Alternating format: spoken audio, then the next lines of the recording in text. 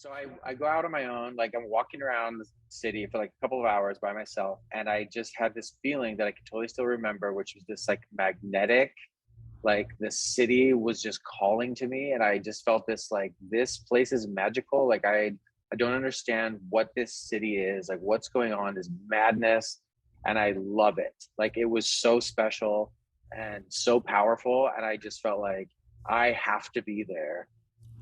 And then from that point forward, like every decision that I made was like leading up to like how do I get to New York.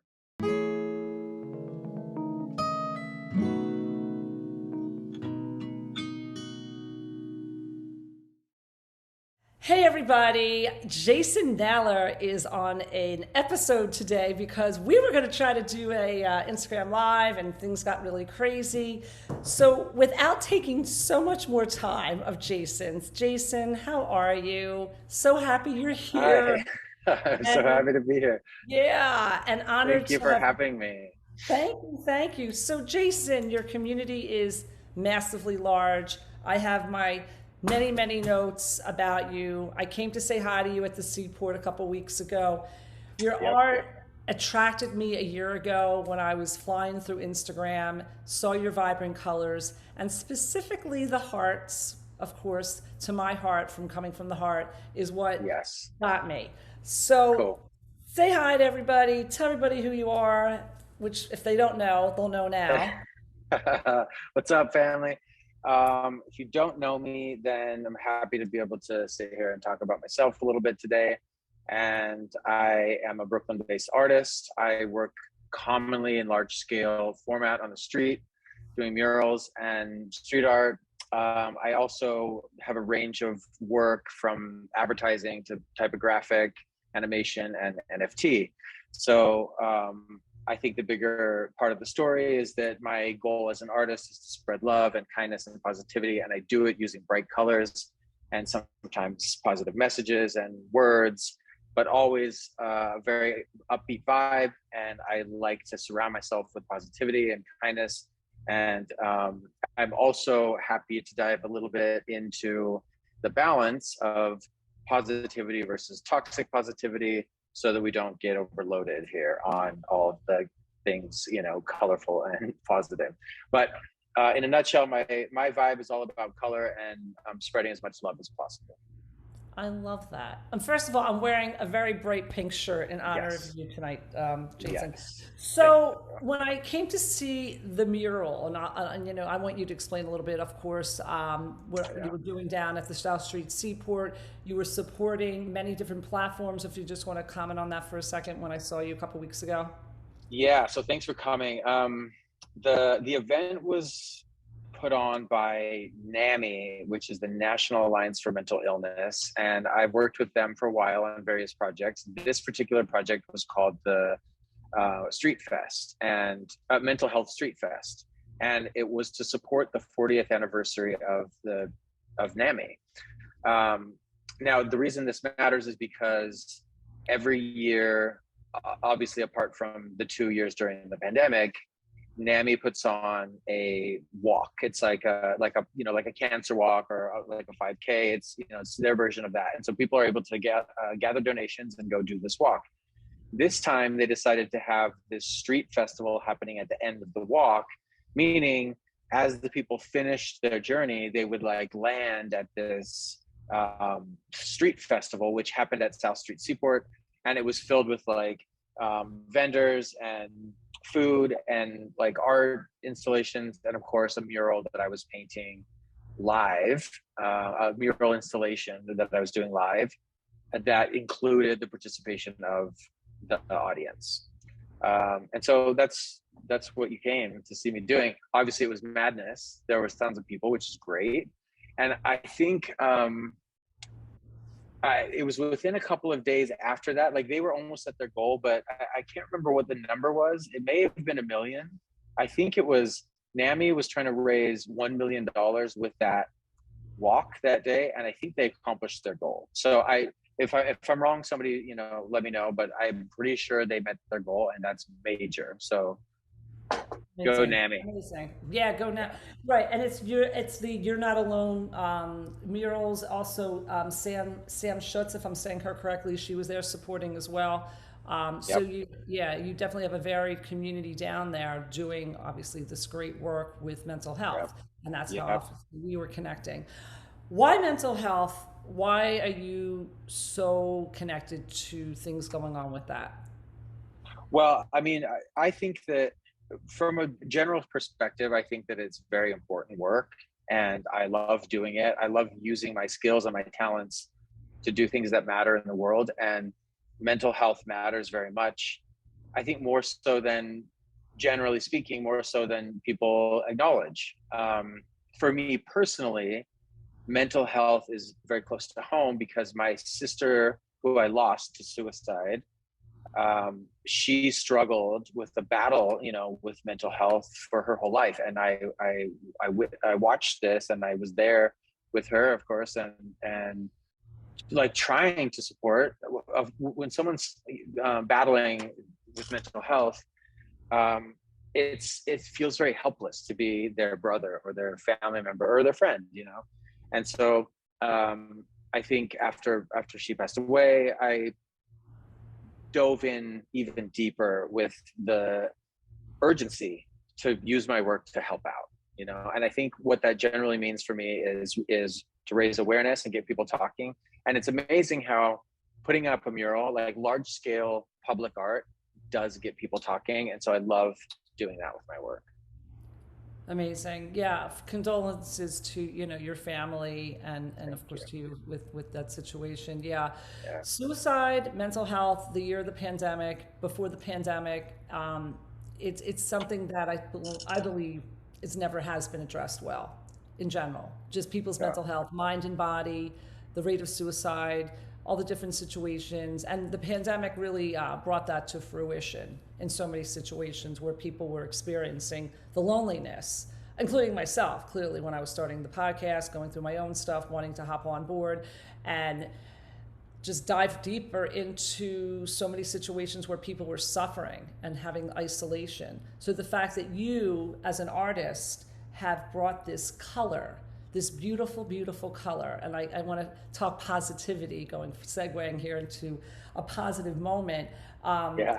I read so much about you, and when I was reading it, all I kept saying to myself, you have so many different components and collaborations and compartments of your life, but the kindness and the color, clearly for me, was the light that kept shining through everything that I was reading. Do you want to comment on that? Yeah, I mean, I think I love that you notice that color is a common denominator, and I think kindness is a big part of my practice because really what that's about is just me being me, and I am a pretty generally like happy-go-lucky, upbeat person, and I'm the person that's always looking for the silver lining and everything, and I probably a combination of the way I was raised and maybe just like my DNA. Like I think I'm a generally kind, respectful person. Like maybe shout out to my mother for raising me well, right? Like I like to treat people with kindness and respect. Now that's not to say that I believe that people should be like a doormat and and let people walk all over them, because to me that's not practicing kindness towards oneself. So but the kindness I think is important, and it's a message that I really care about, and it's also something that I've found that really resonates with other people. And so I don't believe in necessarily pandering to your audience. Like I don't want to make work just because other people like it, but it's convenient for me that the work that I want to make that's focused on color and positivity and kindness, people like. And so it's like an added bonus. No, absolutely. Did you always like color? Let's go back. Of course, I said color defines you. And even in your face, I see this little light shining. And when I met you, even if it was sweating hot, you were just Yeah, so positive about your mural and just so excited about what was going thank on. It was you. a little, actually excessively contagious. But when you Oh, were a younger self, I know you went to, I'm saying this correctly, Brigham Young University, you got a yeah, BFA in graphic yeah, design. So yep. you were always this arty kid, I would assume. Well, yeah, I've always been artistic and creative. I haven't necessarily always included so much color in my visual art. Um, in fact, I actually love the aesthetic of black and white art for myself. Like if I were to just hang art all over my home, a lot of the art that I want to collect and that I like to look at is not necessarily colorful. I feel very inspired by color, but I really enjoy looking at things that are not colorful. But I I mean the practice of including color in my work has sort of grown over the past 7 or 8 years. And before that, my work was a little bit darker. And I've gone through phases. Like if you look back through my sketchbooks over the years, like my aesthetic goes up and down through these kind of like phases of darkness and light. And I say that a little bit metaphorically, but the truth is, I think an artist's work generally is a reflection of what's in the heart of the person. Like my work reflects what's in my heart. And so the reason I think one of the big reasons why I feel happy and why you see that in my work is that I've also had very sad and very difficult times in my life, and therefore it's easy for me to recognize and appreciate the sweetness that I have in my life. So if you look back at my sketchbooks from a darker time, they're like scratchy and tortured and sad and like filled with, the opposite of what you now see in my work. And that's, I think, a really amazing window into my past. I love that, but I also love where I am now. Exactly. So let's talk about your previous work, the blacks and the whites and stuff like that. Do you think there were specks of color there that were sort of just trying to get out, but at that moment in time, clearly you lost your sister, maybe you were going through your own things in your own life. Yeah. Were there glimpses of color a little Yeah. bit? I mean, both visually and metaphorically. I mean, I think there was always like a little bit of a silver lining. And I like some of the art that I used to make, maybe like, let's say 10 years ago, I would have like a sarcastic kind of humor in it, which I think was the silver line. It was like, that's the color shining through. Like I want to do this dark, sad work because that's what I feel, but deep down there's this sort of like maybe wit to it, and the wit is like maybe my inner self being like, it's okay. Like, Right. you're gonna Oh be all no. right, or whatever it was. Yeah, sure, sure, sure. So let's talk murals for a moment. I mean, your murals, they're amazing. They're fantastic. They blow me away. Just first of all, how large they are, and there you are with these spray cans, going at it. Do you go to communities where you feel that the community needs your art, where the community is well, I say a sad community, but there's a void in that specific community. You see a space and you're like, let's do it. I want to just get into your head a little bit about how you decide where these murals are going to go and what cities. I know you're all over the world, if I could say that correctly. Yes. Yeah. Comment on that a little bit. Well, I mean, I wish it were as simple as me being able to decide exactly where the murals should be going. There are a lot of variables and external factors, um, namely permission. Yeah. But I think there is a void. Well, there's always a void, in my opinion. Like neighborhoods need more color. Um, our skyline in general needs more color. Like, especially in New York, right? New York is very gray, dirty, brown. Like, it's an Yeah. ugly city. I'm sorry, it's not Paris. Like, it's ugly and it's dirty, and I love it. But for me, it's like I've learned that I can look at a wall and think that it could use color, or I can feel out a neighborhood and think that it needs a vibe or something. But I don't think the community generally knows that they need that until it's there, and then they realize how much it was missing. And that's what I've kind of learned. And to answer your question, it's hard to walk into a neighborhood and be like, oh, this could really use some color. Although I can walk into a neighborhood and see a blank wall and have ideas of what I would do to it. I think it's like once it's there, it becomes part of their life, and it's like part of your daily walk, or it's like part of you walk your dog in the morning and you see this colorful thing, and it becomes part of your routine, and then you realize how important it is to you. So I've had people comment, and this is the best part of social media, right? Is that people reach out and say like, oh, I saw your thing today and it made me feel this, or thank you for what you do because I feel this. And that feedback tells me that the people do appreciate it and the communities do need it. No, absolutely. I'm just thinking as you're speaking because there's so many things I want to say. It's almost instantaneous dopamine for you and that person. Would you say so? Yeah, and yeah, it totally is. Yeah, and that's sort of the goal. Like I love the idea that uh, especially a really big mural has the power to stop somebody in their tracks and give them that hit of dopamine, or like a moment of joy, or even like just 1 second of forgetting about whatever's on their mind. You know, if this large colorful thing on their walk can do that, then I feel like I've done my job. Oh my God, absolutely. What's the craziest mural you think you've ever done? I mean, clearly you've done a lot of murals.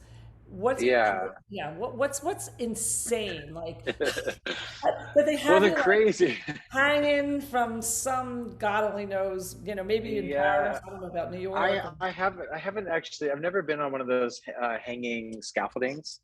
The craziest thing that I've ever done was painted a boat while it was in the water, and it's still on the water in New York. It's like this art tour boat kind of thing. It's really weird, but we painted it in during Christmas break between Christmas and New Year's, and obviously it was freezing. And the boat was on the water, so we had to paint it like at the dock, and we had to lean the ladders up against the boat, like here's the boat, here's the ladder, like Oh leaning, my and the boat's God. like rocking. And so we like leaned the ladders up on the railing of the boat, right? And then we would tie the top rung to that rung on the second level of the boat, so that the ladder would be like attached to Oh it, my and then it would God. sway with the boat. But then when you're on the ladder, like the boat would sway and you'd be like leaning out over the water, like the gap in between the boat.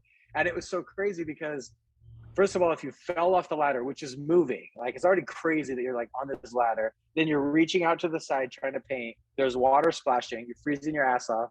And then if you fall, not only do you fall into freezing water, if the boat comes back, then you get smashed in between the dock and the, like, it was crazy. And the paint Oh my job was God. so like unpleasant, and like it just every minute being like, why did I do Well, this? You know? yeah, that was my question. Why?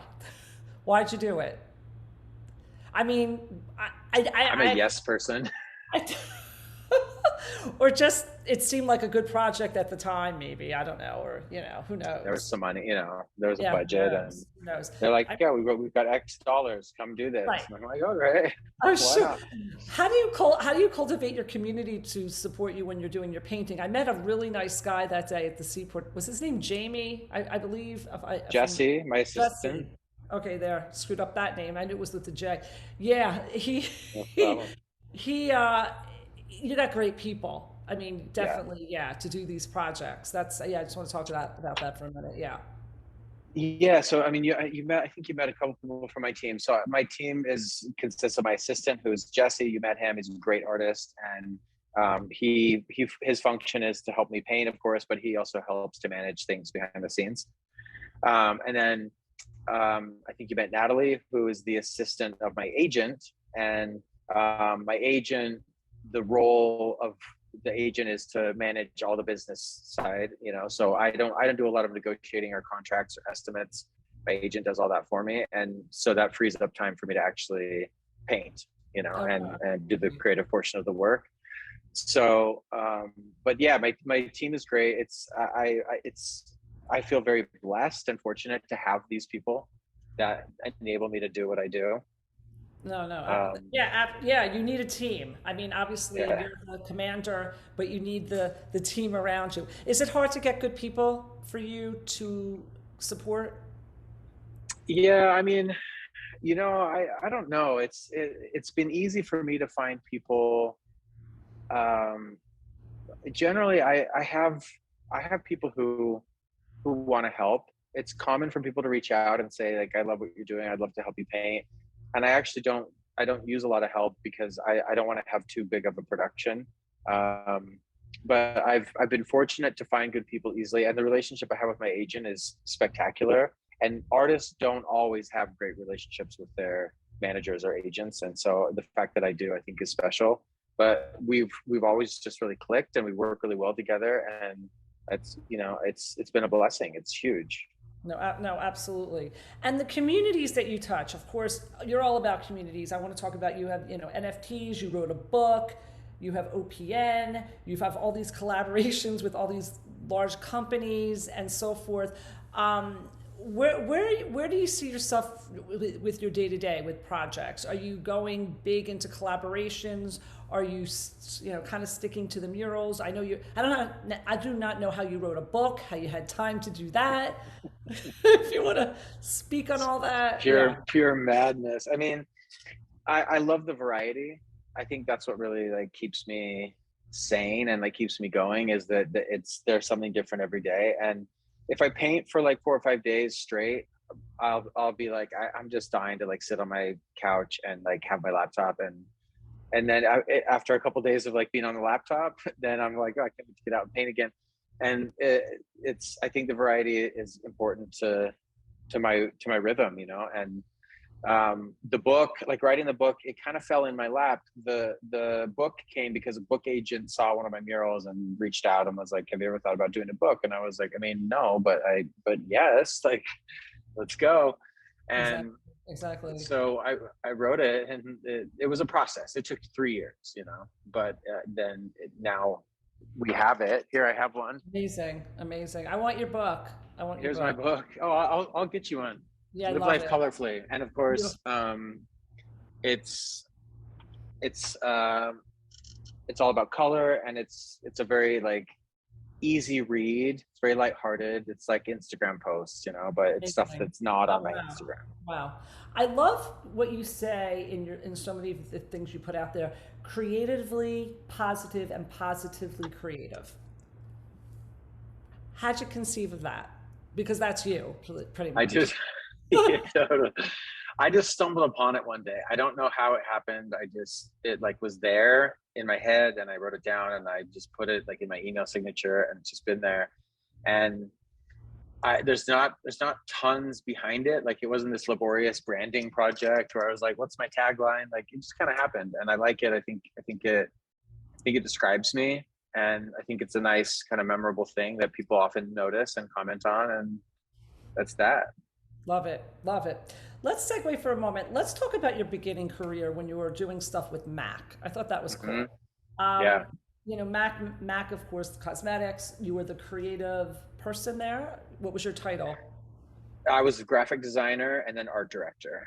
Okay. So talk a little, was that right out of college you were doing that? Yep. Just, of course, when you think of Mac or you think of any cosmetic or Clinique or any of these brand, color, beautiful shades of color. So you want to talk on that for a moment? Yeah. Yeah, I mean, Mac is so cool. Like, when I finished school, I moved to New York, and I sent my book out to a bunch of places trying to get a job. And one of my colleagues from school was already in New York. He had left a couple of weeks before me, and he had gotten a job at Mac, and they actually needed another person. So I got the job because of him. And of course, you always get a job because you know somebody, right? And so then I worked there for 6 years. I mean, Mac is such an amazing brand, and they do so much. There's such a like expansive breadth of what Mac does creatively. And you know, for me, like, my job there ranged from like designing books that were like summaries of the makeup that they did backstage at the fashion shows, to like doing little like mini branding projects for the collaborations with fashion designers. Like, I worked with Alexander McQueen before he died, and just like amazing stuff. I did an ad campaign with Lady Gaga, and like really, really big stuff that I thought was so exciting. And of course, Mac, I think you can see Mac in my work. It's like black and color, you know, and aesthetically, I've sort of like adopted that totally subconsciously, you know, but after working there for 6 years, I felt like it was time to move on, and I needed to do my own thing. And I felt like I was doing a lot to make this brand look great, but I wasn't getting any credit. And so, like, I wanted to sign the work. I wanted to put my name on the work, so to speak. And so I had to move on, and they were very supportive, actually, of me moving on. And it wasn't like, oh, I'm going to work for Sephora, you know. It was like, I'm quitting this business. Like, I'm going out to just make art. And they were like, go do it, Wow. Wow. What year was that you took the plunge to do that? 2011. So Okay. 11 years ago. Amazing. What if Yeah. you stayed? What do you think? It would Oh, be, I mean, I'd probably weigh 15 pounds more than I do now. And I mean, I don't know. I think the path that I was on was to end up being like a global creative director type person, which you end up in this corporate position with a big salary and a lot of perks and an insane amount of responsibility and sure, stress. And sure, I sure. think it was a path that didn't feel right to me. Not that working for yourself doesn't have stress or Yeah. Oh responsibility. yeah. Oh yeah. It does, it does. It's just different. It Oh comes no. with, it's like the perks of being a global creative director. You maybe have like a clothing budget or, whatever those perks are, stock options. The perks for me are autonomy. Like I can be in Mexico City tomorrow and I can be in LA the next day and then I can go to Miami and then I can go to New York and all of those things I'm working the whole time, doing what I love to do. And that's the ability to live out your dream autonomously is a massive perk. And that's what I wanted, variety and autonomy. I love that. Can we clone that for the world and myself as well? Can we just like clone you, clone that? Yeah. And I think the pandemic taught so many people that the big jobs, you go to school for something specific, you're in a corporate position. Are you truly defining you? Sometimes you can't get out of that for many, many Yeah. reasons, financial Yeah. situations. For myself as well, working in one world and going into podcasting world, but taking with you your experience. Like clearly when you were mentioning about Mac, I saw that in your work because I'm a creative, I'm arty. I totally saw that. Yeah, the black and stuff like that. I'm like, oh, that's like Mac-like. And colors and popping and lipstick colors and all that stuff. Yeah. Even when, Bold. oh yeah, so cool. Do you think you would ever get back to branding a cosmetic line or any of that stuff? Do you think you would have a hand in that? Yeah, I could have a hand in it, but I actually don't like doing the design part of the branding. I've done some branding projects. I actually have one that's coming out soon that I did. It's a skincare line called Foy, and it's beautiful. It's so colorful, and I illustrated these colorful birds that go on the packaging, and it's great. Branding is a difficult task because it's generally someone else's baby. It's usually the brand is someone else's baby, and so you're making something for them. You're like, as an artist, you're not making your own work, you're making someone else's work. You're executing someone else's ideas and you're trying to make someone else shine. And some people really love that, you know and I think that's amazing. And it's an interesting challenge also, branding is. But for me, I don't want to make someone else shine, and this is going to sound selfish and narcissistic. No. I want to shine, you know Me too. Me I'm too. just being honest here. Like I like shining, and I don't but I'm joking about being narcissistic. Like I just, not that I need to be in the spotlight, I just like to do my own work. That's what it's really about. I It comes with people, like, recognizing my work and all those things, and I love that, but I don't do it for the other people. I do it because I want to do what I want to do. Your work is you, though, Jason. I mean, Yeah. clearly, when you're doing anything that you do, I mean, and I don't think that's a narcissistic or a selfish thing to say. I think you found yourself after you left Mac, decided to do your own thing, and it perpetuates. The more you do it, the more it becomes you. It is you, and that's okay, guys out there, whoever's listening, people, everyone. I have to be Totally. correct, whatever I'm saying. Everyone, it's okay to not be in the spotlight and it's okay to work for a company, but it's a very much of a personality thing. Yeah. Absolutely. Yeah. Yeah. I agree. I mean, it's like the rhythm and routine of going to the same place every day, this, like, the safety and security and comfort of a full-time job. Like, I don't want to discredit all those things. My path was, I had to find my own path, and I'm glad that I'm on it. But like, I think that, and it's like, I always shout out, like, all the art directors and designers out there who are doing branding. It's amazing work, and I'm so excited by great branding work, but it's not my path.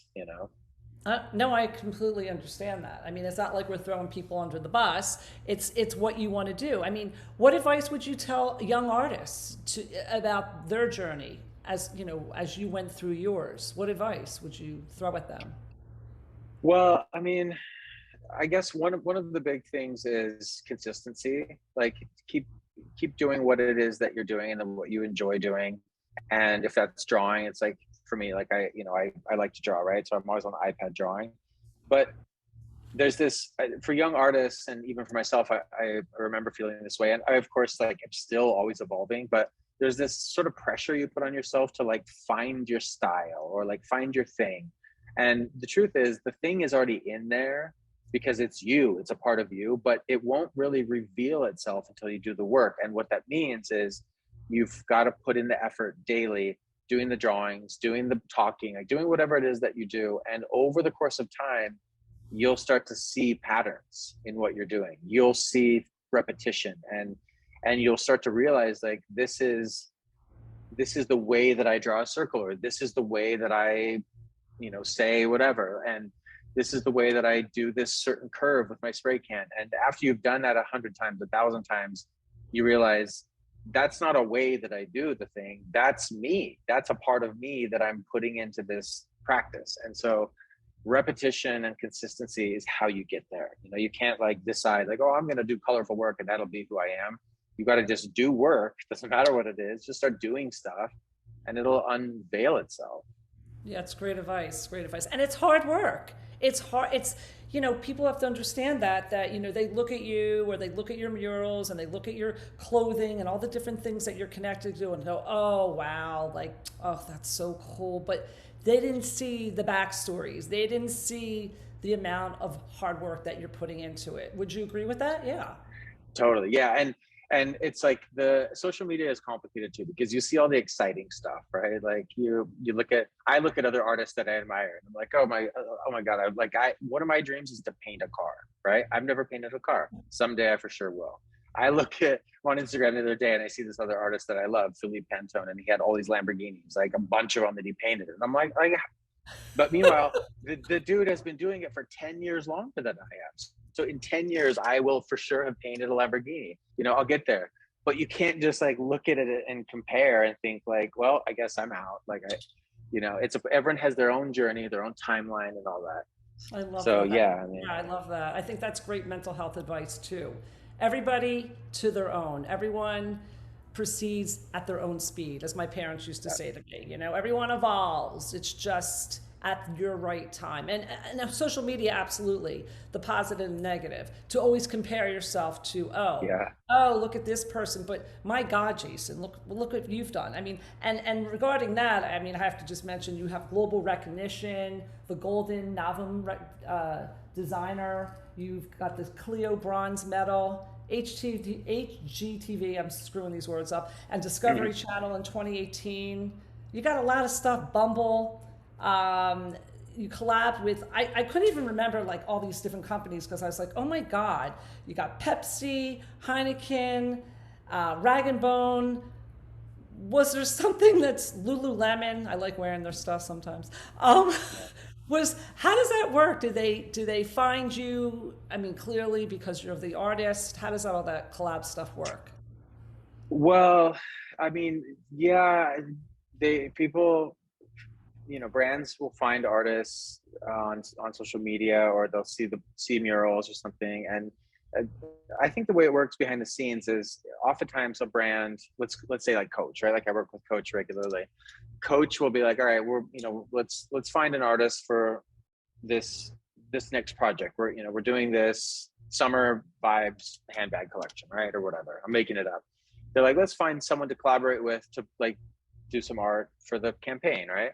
And then usually it's not like the people on the higher up on the chain, like the art directors, they're often not the ones like on Instagram or like out in the world finding the artists. It's usually like the younger people on the chain, like the designers who are like, oh, I know someone, or like I follow this person on Instagram. And then you kind of get suggested to the decision makers. And then the decision makers will reach out on Instagram or email. If you have an agent, like they'll go to the agent. For me, a lot of these brand collaborations often go straight to my agent because they know that the best path is just to hit up the agent, and that info is on my Instagram, or on my website. So people will hit up Jackie, my agent, and then they'll be like, we have this thing, we want to do X, Y, and Z, and then my agent will work out all of the terms. So what is it going to cost? What's the schedule? All that, and then it'll be presented to me like, here's the job. Do you want to do it? And I'm like, yes, I absolutely want to do it. And I like working with brands because it comes with a constraint. Brands generally have their own marketing objectives and they have their own plan. And I like being given parameters to work within, and I do well with that. And I think that goes back to me working for Mac. I'm comfortable with an assignment, and I'm comfortable tailoring my own style and voice and work to the assignment, and I excel at that. And I think that's part of the reason why I've been able to get a lot of brand collaborations, because I'm able to, I think it comes with flexibility. I'm able to be flexible with them, and that yields success. Amazing. Yeah. Are there times where sometimes the brand would say, well, I'm not sure if you should have gone in that direction? Did they ever take away a little bit of the creativity? It's always a give and take, and that's not necessarily a bad thing. And I think for artists who are very purist, who don't want to compromise with their designs, with their work, then brand collaborations are not right for that artist. But everything is a compromise, and I make this analogy because people often ask me, like, how do I do this with the brand or whatever? And I always say, like, the key to working with brands is compromise. You're working with another person, which means both people have to have input in the project, and both people have to feel like they're putting in their 50% of it. It's rare that a brand's going to be like, artist, do whatever you want, and whatever you do, we'll put on our product. Like, there's too much money at stake. Brands don't work like that. No, so it's always a compromise. And so, to make my analogy, it's like, even like the purest of art, like you're in the dark in your studio, like making your work, you still have to compromise with either the tools. Like, sometimes the tools don't do exactly what you want to do. Like, you want to get your image onto the canvas, and the tool, maybe the spray can doesn't make a skinny enough line or something, and so you have to use another tool. Now you're compromising by using tape to get a skinny line or whatever. Like, there's always some give and take that happens in every process. And so I think it's important that we remember that, and I have to remember that too. Yeah, there's definitely. always compromise. Wow. And then segueing into the NFTs, how did that all happen? Were you approached? I stumbled upon NFTs when I was collecting crypto a couple of years ago, and I was like, what is this NFT thing? And I started learning about it, and I was like, I'm in, let's go. Seemed perfect. And NFT is an interesting world and marketplace, and it's a grind. But I love the technology. I think it's like an exciting new place to be participating. Yeah. I think so. I think a lot of people are not really sure. I had to learn about it as well. And I'm going to something in a couple of weeks with, showing artwork and NFTs. I'll throw you some stuff if you're interested to check it out. Oh, but I think it's the new world. I think it's definitely hits a certain generation that would be of interest to that. God, you got so much to talk about, and I could be here for like hours. I guess the next moments in time that we're sharing here today, of course, in this craziness of trying to get this Instagram live, but now, of course, we're doing our lovely episode, is a segment I reference as a heart to heart. And a heart to heart, and you do hearts, and we're hearts, is a situation where you were enamored by a person, a place, a situation. It could have happened in the beginning of your career. It could have been something that happened, today, where something just resonated with you to touch your heart. You want to hear about what is that moment? Yeah. Okay, so the thing that just came to my mind is, what are you calling this? My heart to heart moment? Yeah, it's the heart to heart, coming from the heart. My Oh, heart is Jason, yeah. so my moment was this is a relevant one. What the first time I came to New York, I was 16 years old. I was with my parents, and they we were like walking around, and we were Upper West Side, like near Juilliard. They got tired and they're like, "We're gonna take a nap," and so I convinced them to let me like go walk around the city by myself. Um, my dad was totally not like down with it at all. He thought it wasn't safe, and my mom's like, "Just let him go. He's 16, you know." So I go out on my own, like I'm walking around the city for like a couple of hours by myself, and I just had this feeling that I could totally still remember, which was this like magnetic, like the city was just calling to me, and I just felt this like this place is magical. Like I don't understand what this city is, like what's going on, this madness, and I love it. Like it was so special and so powerful, and I just felt like I have to be there. And then from that point forward, like every decision that I made was like leading up to like how do I get to New York. And so then like in school I was like, all right, I'm going to study graphic design because the graphic design program at the school that I got accepted to, they have all these ties to ad agencies in New York, and I can get to New York that way. And like I was on this path to get to New York because it just like lured me in. So that was Mm. my moment. Oh my God. And Brooklyn, of course, that has a whole other aesthetic to it. Yeah, So once you you get to New York, you're like, oh, oh, whoa, oh, there's Brooklyn. All right, right. let's. Oh yeah, yeah, exactly. Manhattan, of course. But you were just such fun to talk to. I was so pumped all day just to have this conversation. You Thank are you. shining like color. And Ah, yeah, yay! I yeah, love you that. are so shining with color. And I felt that in the day that we met you, or I met you. I say we, my son was hanging with me too, trying to take some pictures. All And right, yeah, yeah. And I look at your murals, I'm looking at the one behind you, and right, it makes me feel happy. Color right. makes me feel happy. Is there a Yep, it's a specific thing. color? Yeah. Is there a specific color as we end this that you gravitate to? What's your favorite color? Well, you'll be pleased to hear that fluorescent pink, magenta, fuchsia. That's my favorite color. So when you put on that top today, you you nailed it. And I love like bright pink, like a fuchsia or a magenta with black. I think that combination is so nice. So, so cool. What can we expect besides the makeup line out of packaging? Anything else gonna explode? And I'm gonna be like, oh my God, Jason. Yeah. Well, I Anything? mean, when will this go live? I guess that matters. Yeah. I do have a print that I'm dropping on Thursday, 2 days from now. So that'll be Thursday the 16th, and Okay. it will be available for a week. But it's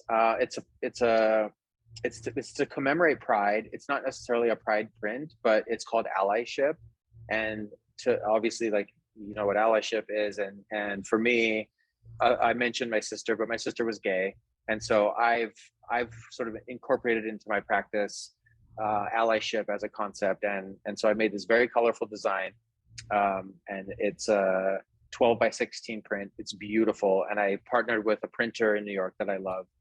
I went and signed the prints the other day, and they're stunning, and it drops Thursday. So that's my pitch for the prints. And then I also have an NFT project that I'm super excited about down the road, you know, in a month or two. It's called City of Angels. And I'll be sharing more about that. But I'd love, you know, for everyone who's listening to keep their eyes and ears open for more about my City of Angels project. I love that. And I'm so pleased that I picked the pink shirt. I was going to do black, and I go, oh, no, no, no. It's got to be pink. I'm Yeah, speaking to you, of course, Jason. I So, love it. It's so perfect. yes, well, these conversations or this conversation is going to continue, guys. We're going to have Jason hop on an Instagram live because clearly that was just not in the universe, but we go with what the universe wants at the moment. Yep. This has been such an awesome conversation. I feel so inspired, and thank you for you sharing you with me, with the audience that you've cultivated, my audience too, and keep spray painting, keep Yeah. doing you. Don't go back to Mac yet. And Oh I God. have a feeling that your branding and you're just exploding. I know I'm going to see you in Times Square. there's going to be something in Times Square, and I want to be Well, there. you can go already. I have a permanent billboard in Times Square. Do you? Well, I am so, where is it in Times Square, Yeah, Jason? it's above the Sephora building. Really? Yeah, it's part of a permanent campaign for Sephora, and the campaign Okay. is called "We Belong to Something Beautiful," and it rotates. Like it's not display 100% of the time. But if you're looking at the Sephora in Times Square and you hang out for a minute or two, you'll know it's fine. Oh my God, I love that. That's Yeah, my goal one day, coming from the heart. Maybe you'll paint it for me in the yeah, big, you'll just be right out there doing it. And yeah, thank you so much for sharing you, of course, and your sister and yeah, her journey and being part of, being part of Pride, queer community, and just all communities out there. Share the color, share the light. And yeah. Jason, you are awesome. We'll speak soon. And to everybody, have a great evening. Be kind like Jason Yes. and Thank love you. each other. Thank you so much for giving me a platform to talk, and thank you for listening, and thanks for having me. Thanks, Jason. We'll speak soon. Take care. Okay. Bye-bye. Talk to you Bye. later. Bye. Thanks.